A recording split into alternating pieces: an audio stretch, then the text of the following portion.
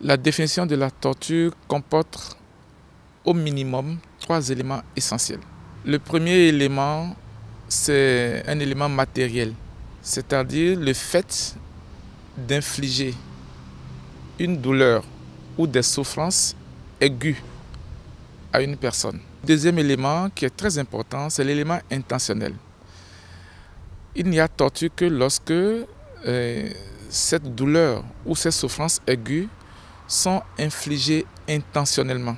Et cet élément intentionnel s'apprécie justement dans l'objectif poursuivi. L'objectif poursuivi peut être d'obtenir un renseignement ou d'obtenir un aveu forcé ou de punir tout simplement ou d'intimider ou de faire pression.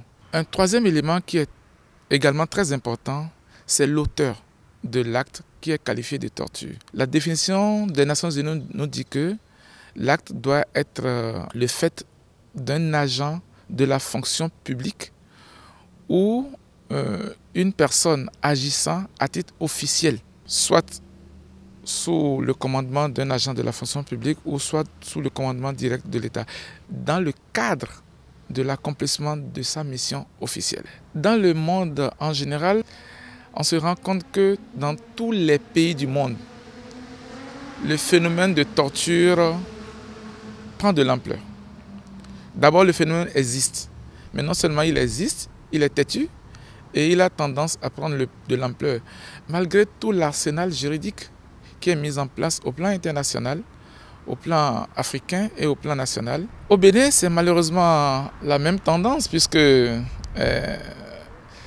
la dernière visite du sous-comité prévention contre la torture des Nations Unies au Bénin, cette visite qui a eu lieu en janvier 2016, a présenté une situation qui n'est pas très reluisante de notre nation en matière de torture.